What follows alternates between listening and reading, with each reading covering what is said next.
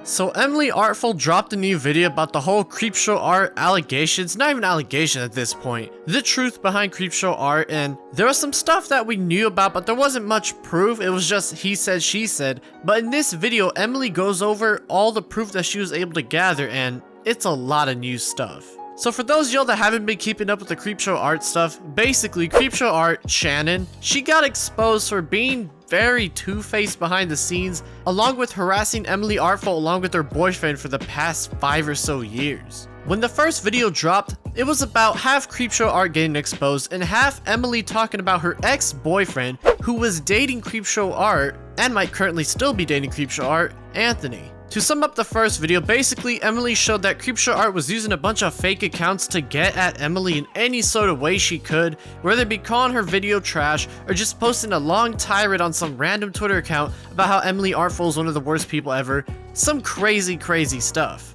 But in the video, Emily also goes over her ex-boyfriend Anthony, who got with CreepShow art soon after Anthony and Emily broke up, and that's when the harassing started to begin.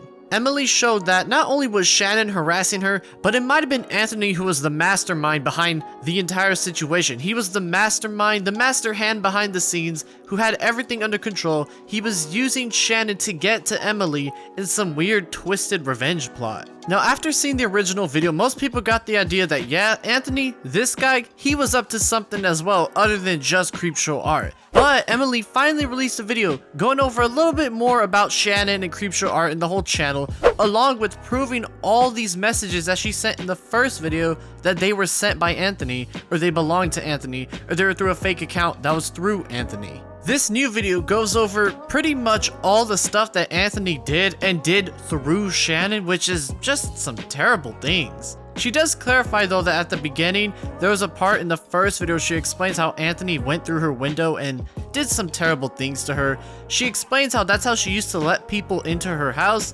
They were on semi-decent terms at the time. She would let her friends in through her window, which is good to see her explain that because she's not just outright saying, oh yeah, he broke into my house. I clarified that we were in a kind of flirtatious place and that my window was how I let friends in and out, and that he came over and I was intoxicated and he R-worded me. I fully admit that I did not explain it well, but my emotions, when I say they were like so on high when I recorded that video, it was a miracle I was able to get through it. I had to stop on numerous occasions. So I fully admit that yes, I didn't really explain it very well. I feel like most channels though understood that he did not break in. I just let him in through my window. It was a purposeful action. Emily is still defending Anthony even when she has no reason to, which shows that she really does want to be as honest as she can with her audience. And then defending somebody after what they did to her, I mean, that takes some serious maturity. A little further down the video, Emily shows her Twitter DMs between some of the accounts that were just, you know, the fake accounts that are just there to harass her. But what I found interesting is that she noticed that the Brianna Lang account and another old CreepShow art video, CreepShow art used that account as proof that that account was harassing her, but it was also harassing Emily. At least one person in this galaxy thinks I bought my views and I bought my subscribers, which means someone in this galaxy thinks I'm made of such wealth and such opulence that I bought myself subscribers. I mean, thank you. So it seems like CreepShow made a fake account, was harassing Emily with it, and then harassed herself with that same fake account. And the way that we could put that together is that in the previous video, you could see that CreepShow art has a tendency to harass herself as a way to, I guess, get pressure off of her back, to make people think that it's not her because it was on an anonymous board, and why would someone talk trash about themselves? That shows just how dedicated and how understanding of internet harassment CreepShow art knew, because she knows when you attack yourself on an anonymous board, it gives the person the idea that you're not that person speaking, because why would you talk trash about yourself? And the only reason people now know CreepShow art acted this way was because of the exposure on Lolcow. Emily goes over a post sent on Anthony's old, now deleted Twitter account, and then she suspects that it might have been Shannon, CreepShow Art, who might have typed everything out because it falls in line with the way she speaks and her patterns and whatnot. Emily even gives a timestamp in the original video to compare the two, so you know what? That's what we're about to do right here. I can't really explain why Andrew is as random as he is, though. That one's a mystery. I think he just thought it would be funny. It wasn't, but he'd never intentionally try to hurt you. He's got a lot of respect for you. Like, you've collaborated with him in his music. You know how important that is to him. He's not the type of person who lets someone in like that and then switches on him, you know? If that makes sense. I feel like it does. I don't know. I find it pretty impressive, first of all, how Emily was pretty correct in the whole reaction behind it, because it does seem like Shannon doesn't get on the defensive. She gets on the offensive. If something is going on, she doesn't try to defend herself hardcore. She'll be like, yeah, that's how they are, but they would never do it. I've had something similar happen to me before. I've dealt with this stuff before, so I know what you're feeling. By acting in the opposite way that you're supposed to act when you get caught and called out like this, it gives the person the idea that, hey, maybe this person I'm calling out really is just some innocent person that I just accused for some random act of violence or whatever. Shannon ain't stupid, and we could definitely see where it is, but you could also see how Emily was able to put everything together. Even if it was over the course of a long time, she still put it together, was able to prove all that, and that was just in the first video. This second video just basically doubles down on everything, shows all the evidence that she was able to gather through the Twitter archives and whatever else she was able to find. Emily goes over some other stuff, like how the first time she talked to Shannon, she mentioned how their mutual friend Brandon was trying to hack into Shannon's commission account and how Emily should watch out as some sort of way to get heat off of her back or something. But when I confronted Shannon, she eventually blamed our mutual friend, Brandon. She randomly messaged me in March to let me know that, quote unquote, Brandon had tried to hack into her commission email and that I should be aware of that. It's crazy. She was literally throwing their mutual friend, all three of them knew each other, right under the bus, all because Shannon felt that Emily was getting a little bit too close to putting the pieces together. That is despicable, man. Emily is able to show all the messages in her DM between her and Shannon on Instagram because about a week or two back, Shannon reactivated her Instagram and messaged Tipster, another YouTuber, and basically just got mad at him for him just asking a general question on what's going on. So now we know that those messages between her and the Instagram account are real. And then Emily goes into the Facebook account that her and Anthony first met through and talked through, dating all the way back to 2013, where there's some pretty interesting stuff said. The most interesting part, however, is not the messages they sent to each other, because you could tell that Anthony was kind of sneak dissing Emily the whole time with some of their conversations.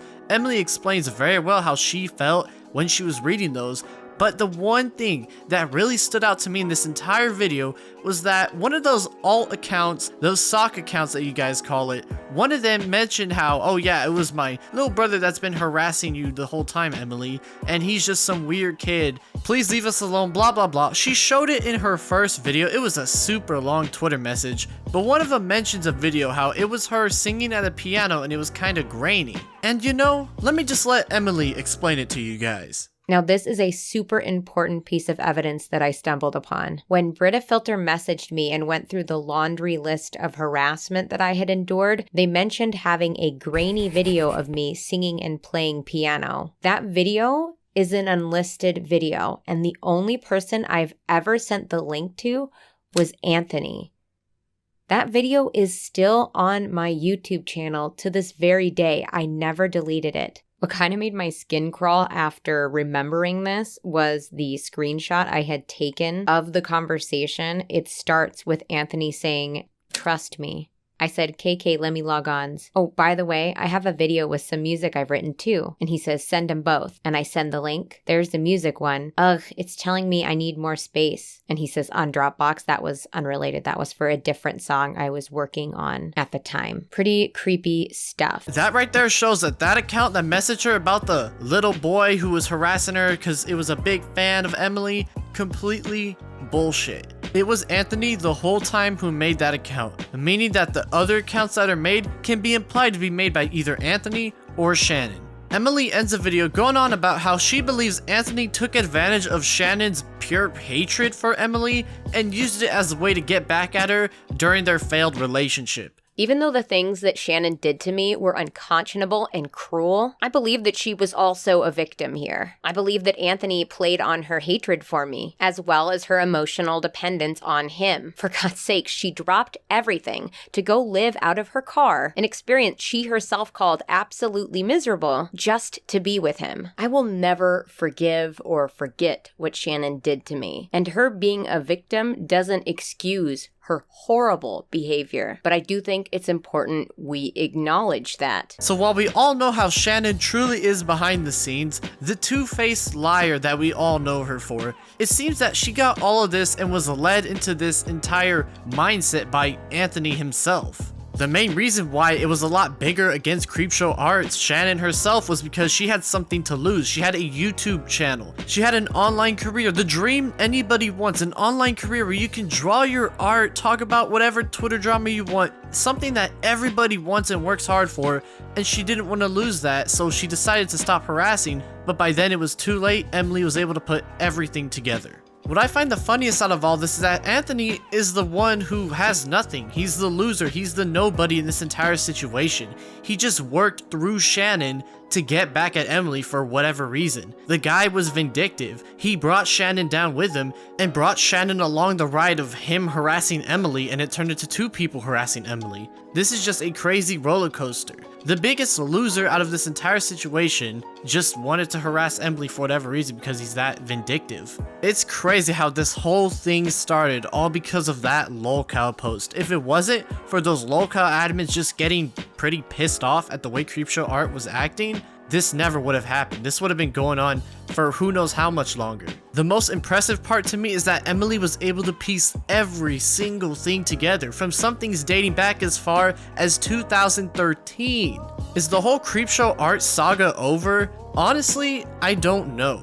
CreepShow Art could try to make a comeback later on, but people know how she is. She is the most two-faced person I've ever seen on the internet, and that's coming from somebody who's still relatively new to the whole Twitter and YouTube space, and I really hope I don't see anybody worse than the way CreepShow Art was, because that would just be a terrible, awful human being to even be around. And Anthony was just the nobody behind the scenes who started the whole thing and got CreepShow Art along with him. And you know what? I'm glad that he never had any career to begin with, because at the end of the day, he's the big nobody in this entire situation. Emily Artful was able to make a career on YouTube. Shannon had a career on YouTube, but she was still doing better than her own boyfriend. So that shows you just how vindictive and jealous the guy was. Digging back all of these bad memories must have been very tough for Emily. You gotta give her credit for doing that, because you can see in the whole video, she starts to get very choked up at certain points because she's reliving the past that she somehow got herself out of to make a better future for herself. I highly recommend watching the whole new video. It's really interesting to see every single thing being pieced together.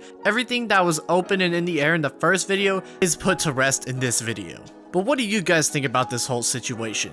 Is there any chance for Shannon to come back onto the internet and make an internet career? No, I do not think so. I think it's over for her. All she can do is just keep those uploads there, and hopefully the people that just randomly come across her channel give her enough money to make her living still. Make sure to tell me your opinion in the comments below. Thank you for watching today's video. I hope you enjoyed it. If you did enjoy it, make sure to like and subscribe. And as always, with all of that out of the way, I will see you guys later.